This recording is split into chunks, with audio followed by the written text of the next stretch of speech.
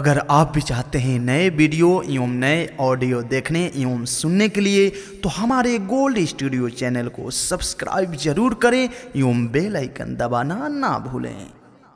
बोला बोला छठी मैया की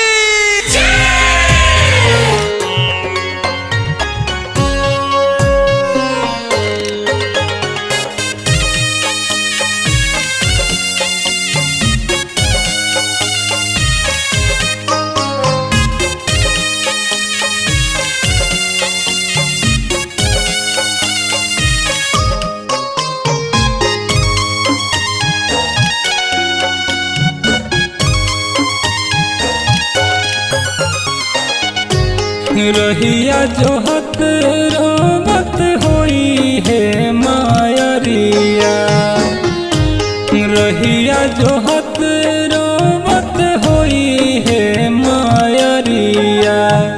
सुनी छठी माई रखिया माई पनजरिया, सुनी छठी माई रखिया माई पनजरिया। सीमा पबनी हम करेली पूजनिया, सीमा पबनी हम करेली पूजनिया। सुनी छठी माई रखिया माई पनजरिया, सुनी छठी माई रखिया माई पनजरिया।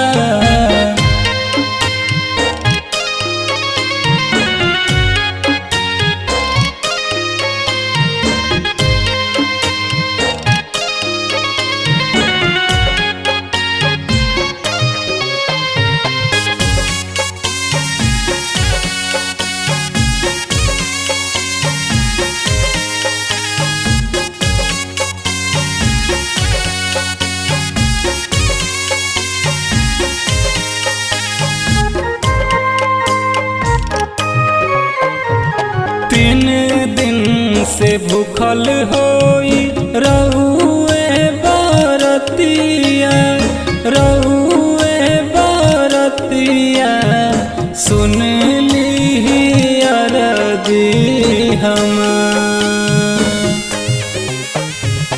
फल फल हरिया से सुपवा सजा के, सुपवा सजा के करत होई माई इंतजार।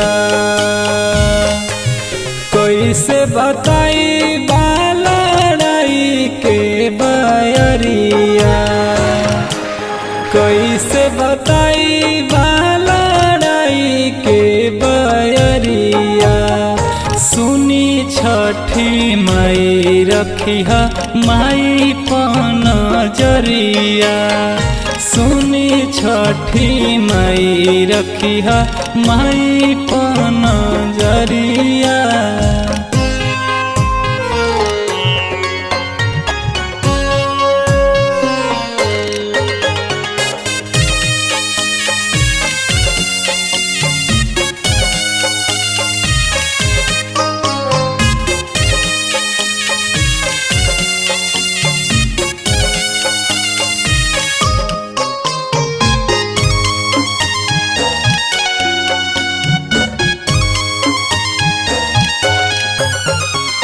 रहती जे घरे दौड़ा माथ पाऊ उठैती, माथ पाऊ उठैती।